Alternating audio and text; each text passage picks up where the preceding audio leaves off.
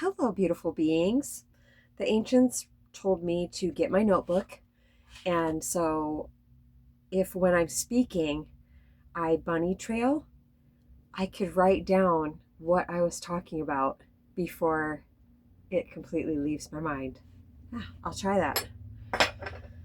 Ancients, can you please help me to not forget what I'm saying and to just speak very slowly and clearly and, in a straight line?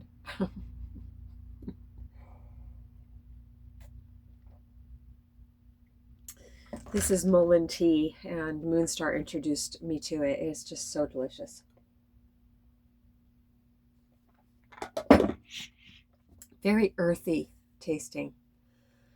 Okay, so they're putting everything in order. Lately, for quite a while now, the energies have felt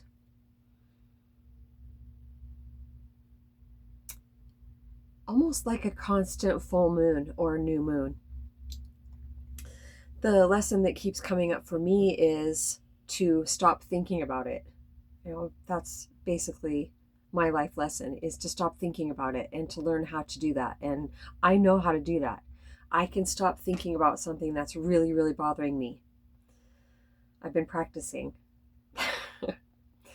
So that's the practice. Even if my mind says, in the midst of feeling emotionally disturbed, now I know for a fact that the only thing that I need to do is stop thinking about it. Yeah, if sometimes I'll need to talk to somebody about it, and that helps put it in a different place vibrationally, and then when it does pop into my mind, I think about it in a different way. But ultimately, my job is to not think about it, because that's where all the solutions come from. That's where my own true nature is not thinking about it. That doesn't mean no thoughts are coming in, but I'm not giving my attention to whatever it was that was making me feel bad. So, that was up this morning, well, today, because sometimes when I hold satsang with people, well, that's right.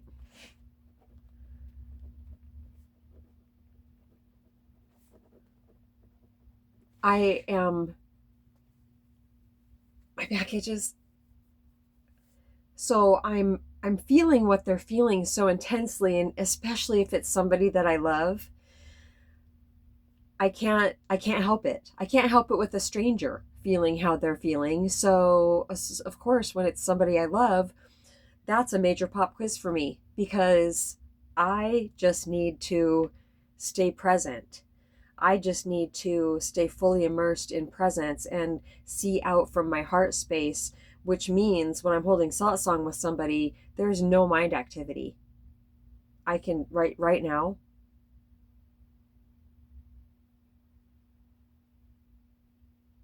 There's nothing. It's so nice. It's so nice.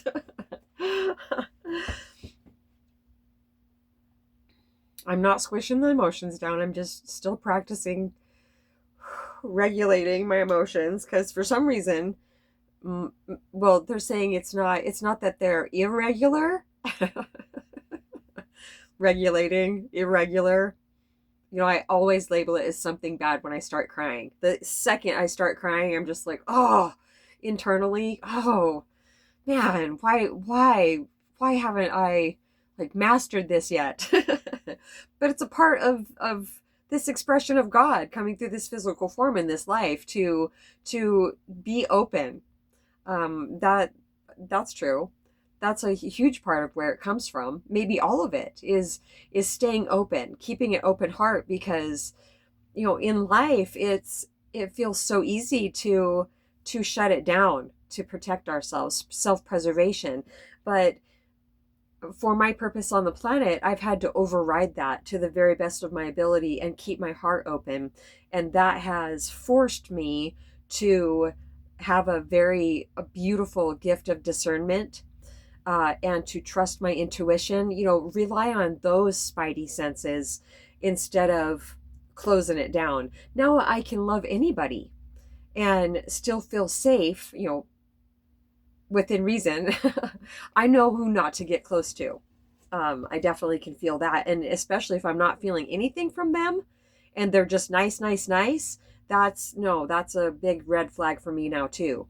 Um, no, it would take a really long time to trust somebody that I'm not getting any type of feeling from.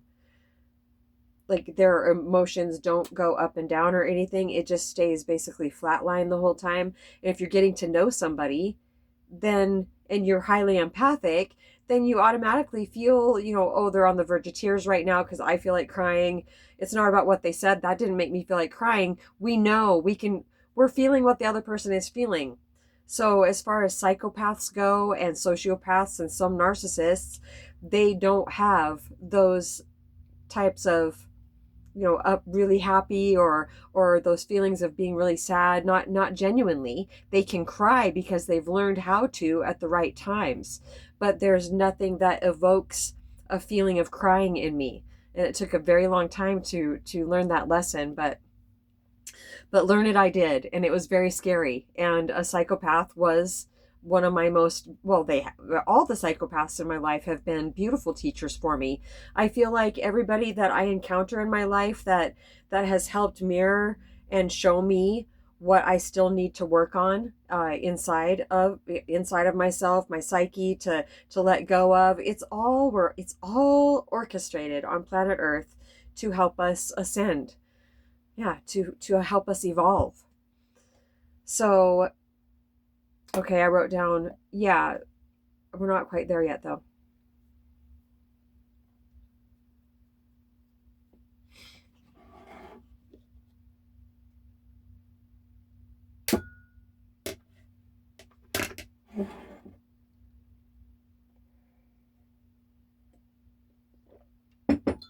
Thank you. When I'm holding satsang with somebody and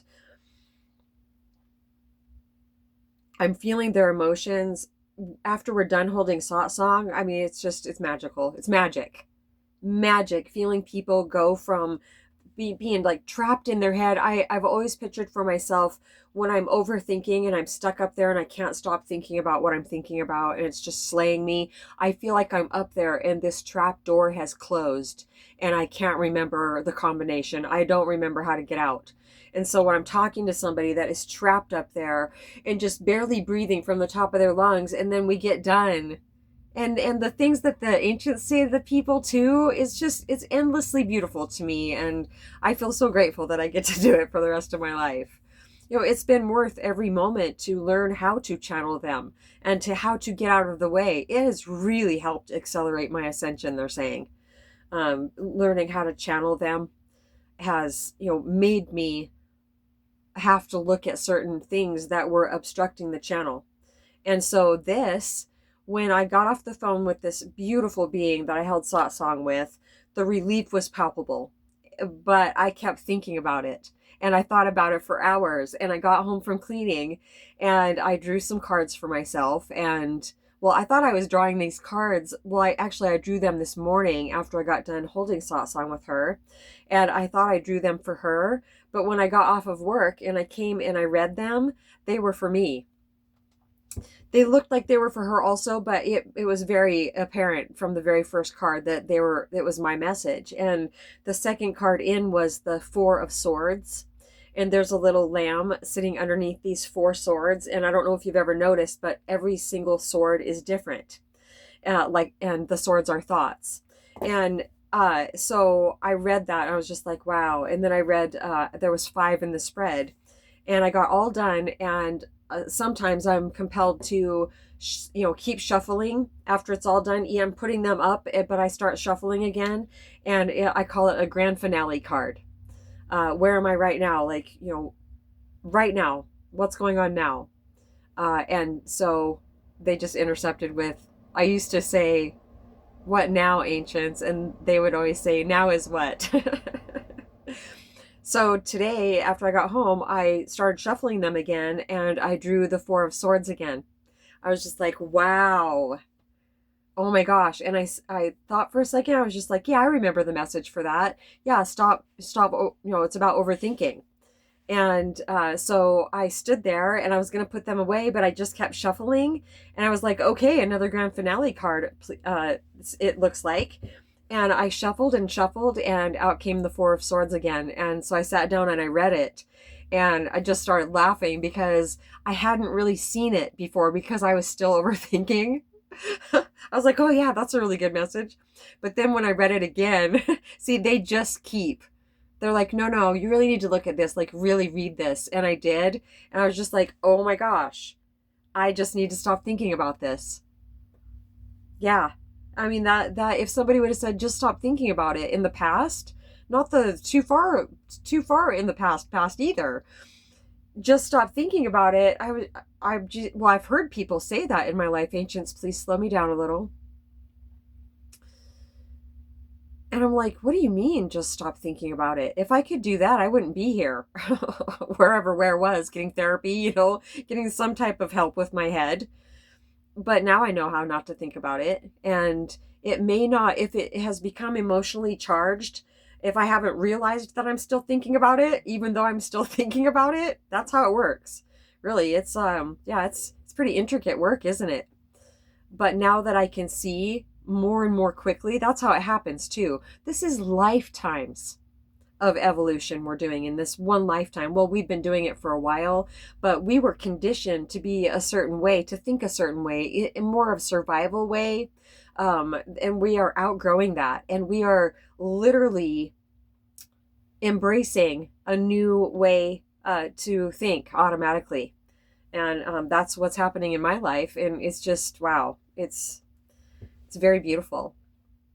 Also, the divine does weed our people gardens at times, and it's just like, wow, why is that happening? But the one that has been and completely has been removed from my people garden, that was it this morning or last night? Started last night. It started a while ago.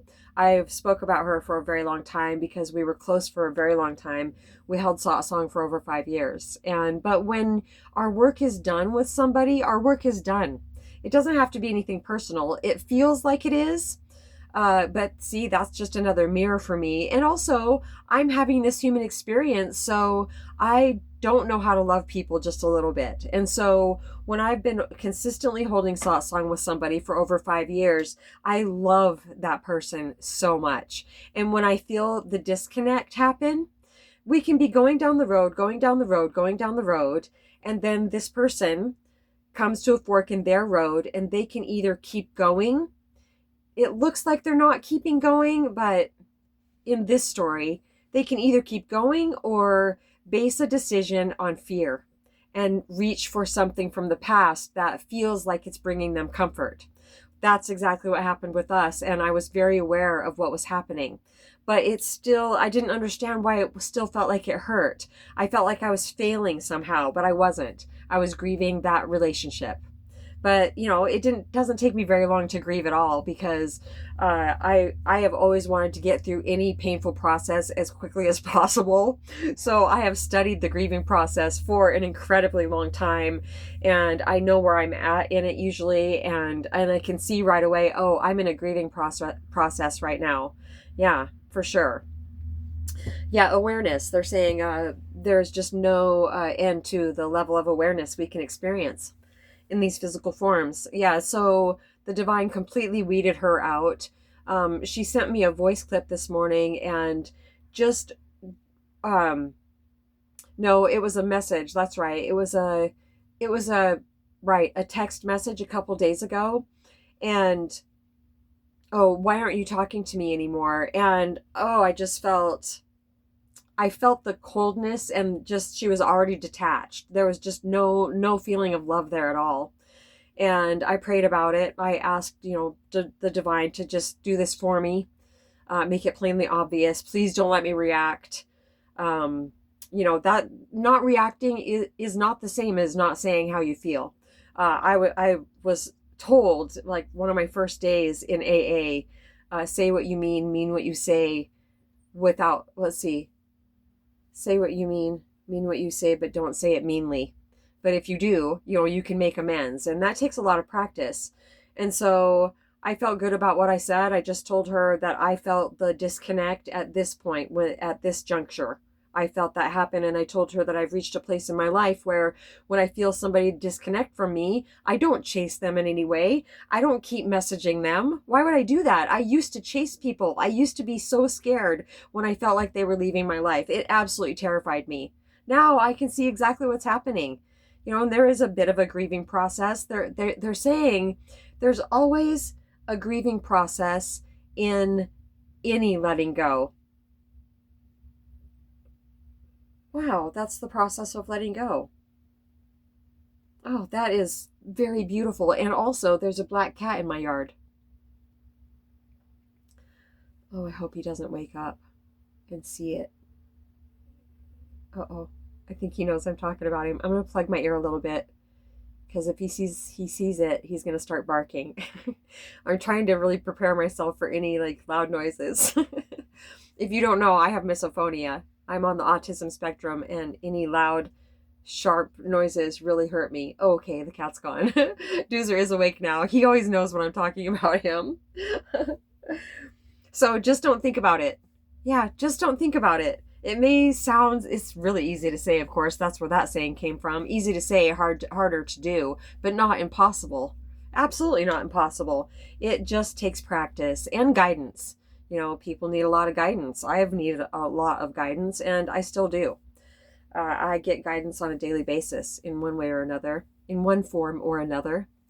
There is a man in my energy now, and we are actually communicating. It's very new, but I said the boyfriend prayer right away. And if you don't know what that is, it is, please remove this person from my life if they are not here for my highest good. And I have said that about jobs or whatever, moving to a new place. Please remove this from my life if it's not here for my highest good. Please make it plainly obvious. Those are basically the two same prayers. Make it plainly obvious. I love those prayers because I don't know about you, but I have always needed very obvious, clear signs, because at one point in my life, my head was just so busy that, and even now, of course, if I become unconscious, if I'm overthinking, if I'm thinking about something too much, I feel like I won't be able to hear or see the guidance. But that's not true. No, we will always be able to, like shuffling those cards. They had me pull the same card 3 times just to get the message through. And for me these days, and I guess it always has been, there's a lot to wade through though, isn't there, through this ascension? There's a lot to heal. There's a lot to process. There's a lot of back and forth. There's a lot of, basing decisions on fear. And that's fine. That's 100% fine. There is no failing in that. We are still all ascending, and that just looks like a part of the process. But there are new levels. I swear to you, there are new levels. And just like in Duolingo, I'm learning Spanish. I just hit my 6th month every single day learning streak. And I mean, I'm so shocked at how much Spanish I have retained. And I didn't think that I was really making that much progress. But all of a sudden, just in this last week, I was just like, wow, even just after 6 months, I feel like I could actually, at least not have a full-on conversation, but I feel like I'm a baby. I could have I'm a toddler that's barely learning to speak, a baby toddler. And I could have an adult. I could have a conversation with an adult or a kid, and we could understand each other to a certain extent. Yeah, I'm a baby Spaniard, they're saying. Ancients, is there anything else? Oh, I did so great not forgetting. I felt like I did once, but they're teaching me just to let it go. They're like, don't put the label of forgetting on it.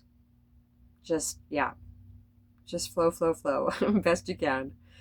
Oh my gosh, my hands. I'm not complaining. I am deeply, deeply grateful for my healing hands. But they are so freaking hot. It is really annoying at night. They are so incredibly hot right now. After my remembering experience with Muji, literally it was the same day, because I had my remembering experience in the morning, and then by that afternoon I was drinking some ice water because I was just burning up. I thought I was sick or something. Well, I had the song flu. And I had a fire in my solar plex area. I see it as this like this teepee right here with just flames in it, and that's where when I meditate sometimes, that's I'm in the center of the earth all of a sudden in a glass teepee.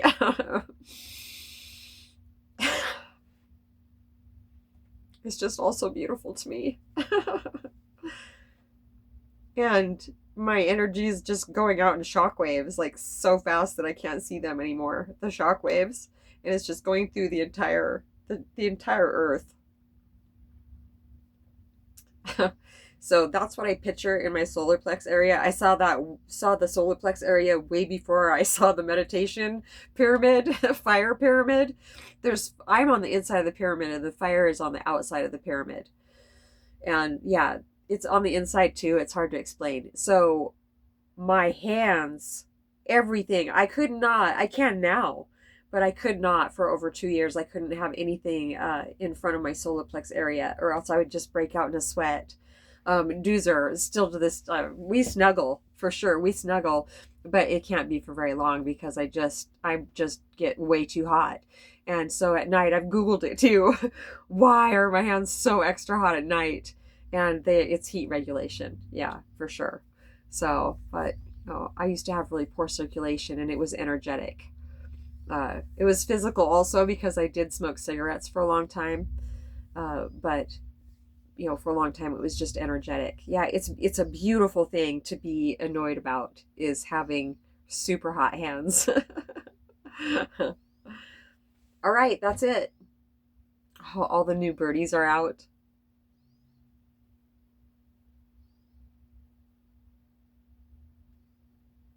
Yep, that's it. This was Song with Mamaji and the Ancients. What's that? Yeah, if you want to ask the Ancients a question, fire away. You can even send me a question and we will record a video about it, and we won't even say who it's for if you don't want us to. That'd be so much fun. We love you so much.